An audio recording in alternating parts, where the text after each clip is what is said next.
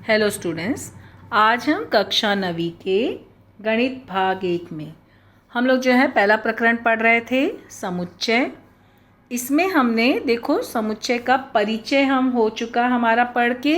आज हम पढ़ेंगे समुच्चय के प्रकार।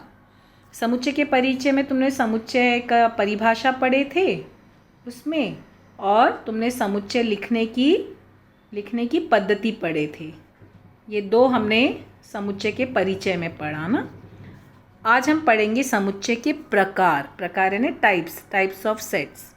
ठीक है, तो कितने टाइप के हैं समुच्चय के प्रकार वो देखेंगे। बारी बारी से हम एक एक प्रकार देखेंगे। तो देखो हमारा पहला प्रकार क्या है, एकल समुच्चय, सिंगलटन सेट। विशेषता क्या बोली, एक ही घटक समाविष्ट होने वाले समुच्चय को एकल समुच्चय कहते हैं। मतलब उसमें केवल एक ही घटक होगा। जब हम सूची पद्धति में लिखते हैं ना तो सिर्फ एक ही घटक होगा, तो हम उसको कहेंगे एकल समुच्चय। जैसे तुम्हें क्वेश्चन आया यह सम अभाज्य संख्या का समुच्चय है। सम अभाज्य संख्या, अभी हम उदाहरण दे, ये अपना 1.1 का सवाल देख रहे थे ना, तो उसमें आया था ना 2। मैं बताई थी कि 2 एक ऐसी संख्या जो सम है, बाकी सारी अभाज्य संख्या विषम होती है। तो तुम्हें क्वेश्चन क्या आया कि सम अभाज्य संख्या, तो देखो a बराबर 2। तो अगर तुम्हें क्वेश्चन में गुणवर्णन में लिखा है और तुम्हें पहचानना है कि कौन सा समुच्चय है, तो उसको पहले सूची पद्धति में लिखना और बताना। ठीक है, तो तुम्हारा जो है ये क्या हुआ, एकल समुच्चय। कभी कभी क्वेश्चन आता है कौन सी ऐसी संख्या है जो न तो भाज्य है और न ही अभाज्य। कौन सी संख्या होती है, एक हमारा न तो भाज्य है और न ही अभाज्य, ये भी एकल समुच्चय है। ठीक है, 0 जो न तो धनात्मक है न तो ऋणात्मक है। कभी कभी क्वेश्चन आएगा ना कौन सी ऐसी संख्या जो न तो धनात्मक है न तो ऋणात्मक, आंसर क्या आएगा 0। तो इसमें भी घटक देखो एक ही आया, इसका मतलब ये भी एकल समुच्चय है। कभी कभी क्वेश्चन आया कि ये भाज्य या अभाज्य या भाज्य, न तो अभाज्य है और न ही भाज्य है। कौन सी संख्या है, एक ऐसी संख्या होती है जो न अभाज्य और न ही भाज्य है। और 0 क्या है, न तो प्लस है और न तो माइनस है। तो ये सब में आंसर्स देखो एक एक ही घटक है। इसमें भी एक घटक है, इसमें भी एक घटक है। तो ये सब क्या है, कौन से समुच्चय है, एकल समुच्चय। ये सब एकल समुच्चय के उदाहरण हैं। ठीक है, चलो अगला उदाहरण देखते हैं।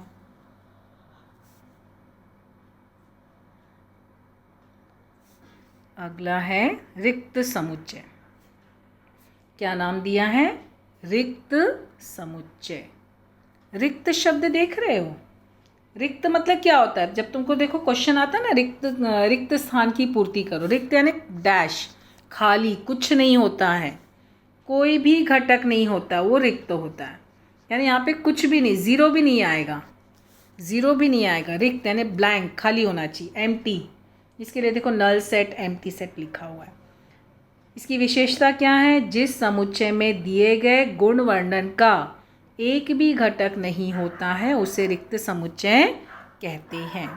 इस समुच्चय को किससे दर्शाते हैं, देखो धनुकोष्ठक लिखे, धनुकोष्ठक बंद किए, रिक्त बोला है ना, यानी यहाँ पे कुछ नहीं आएगा तो रिक्त, खाली रहेगा।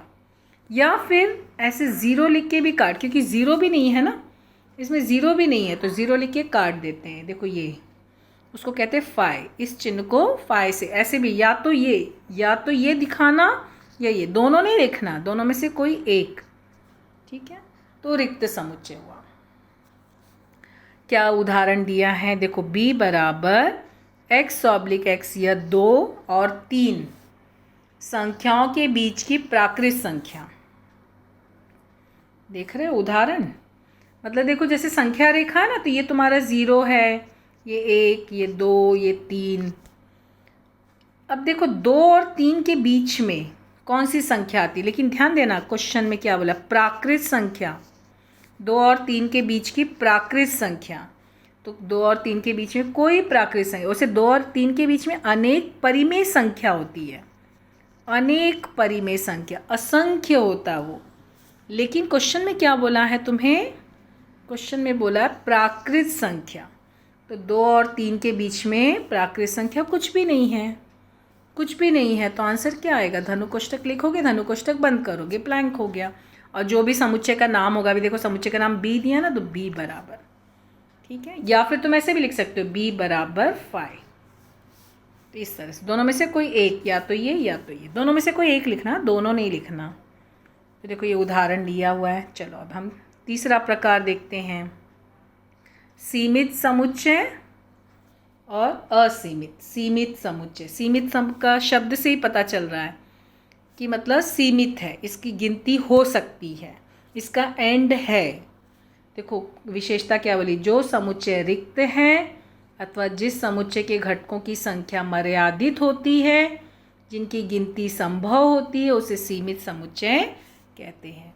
यहाँ पे एक शब्द देख रहे हो, जो समुच्चय रिक्त है। अगर रिक्त समुच्चय है ना, रिक्त समुच्चय, जैसे ये रिक्त समुच्चय है, पूछा जाएगा क्या ये सीमित है? हाँ ये सीमित है, क्योंकि यहाँ पे देखो लिखा है ना, जो समुच्चय रिक्त है और जिस समुच्चय के घटकों की संख्या मर्यादित होती है, जिनकी गिनती संभव होती है, वो सीमित है। मतलब जिनका एंड है, तुम्हारे पास एंड है, तो वह सीमित है।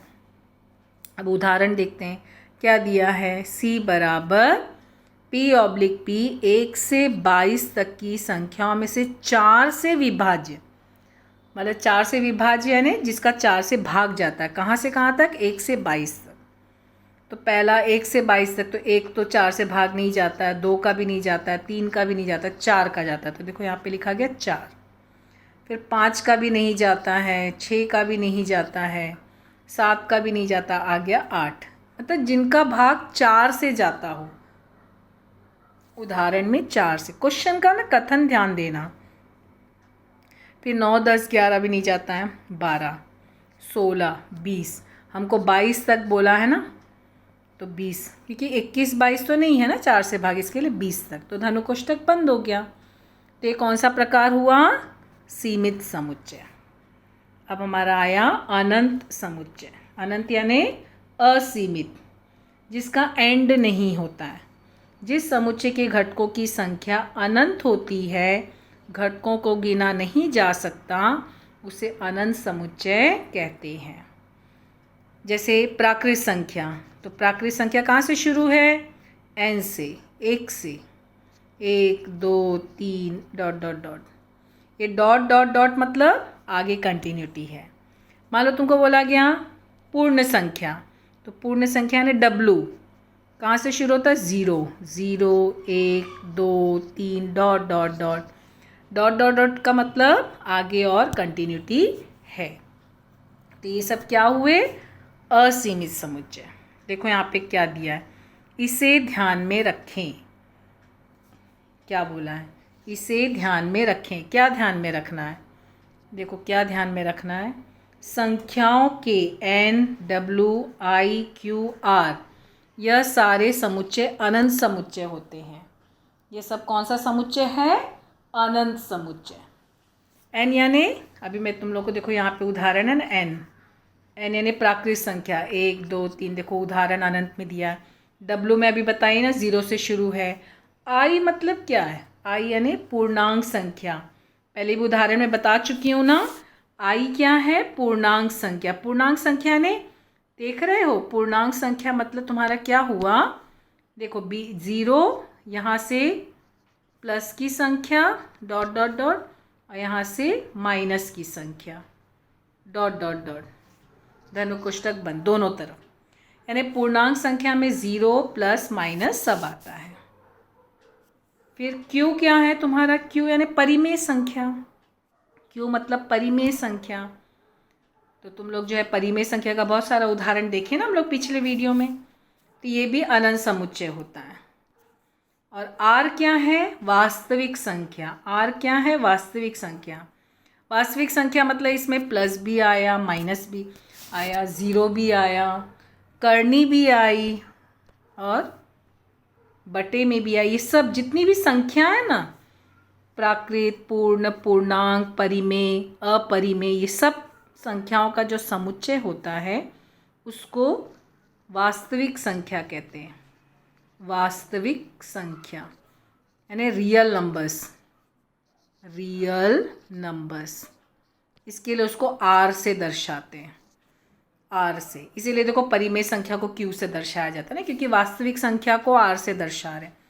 तो ये सारी जो संख्याएं, ये सब संख्याएं अगर पूछा गया तो ये क्या होता है, अनंत समुच्चय। कभी कभी रिक्त स्थान में या ट्रू और फॉल्स में आता है ना, सत्य असत्य में।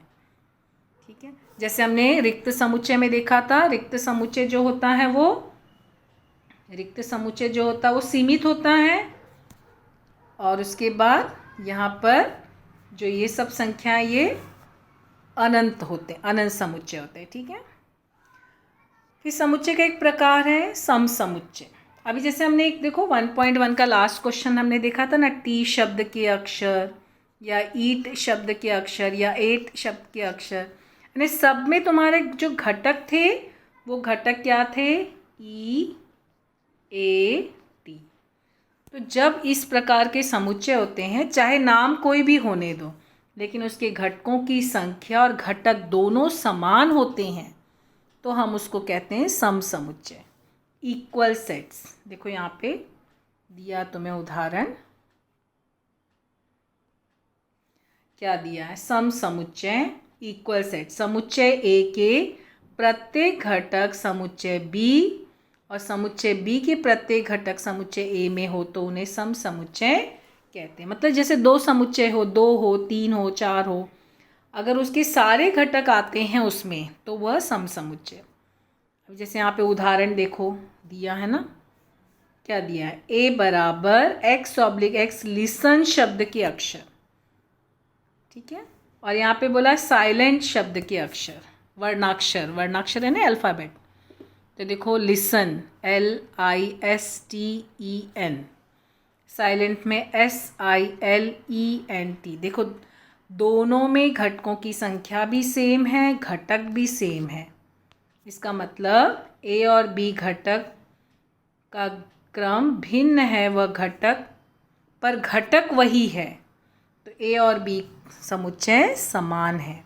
क्रम देखो आगे पीछे है, देखो यहाँ पे एल पहले है, यहाँ एल बीच में है, यहाँ आई सेकेंड है, यहाँ आई सेकेंड है, मतलब आगे पीछे क्रम में लिखा हो। सूची पद्धति में हम किसी भी क्रम में लिखते हैं ना, हम पढ़े हैं ना, सूची पद्धति में हम किसी भी क्रम में लिखते हैं, तो इसके लिए क्रम चलेगा आगे पीछे, लेकिन घटकों की संख्या सेम है और सेम घटक है।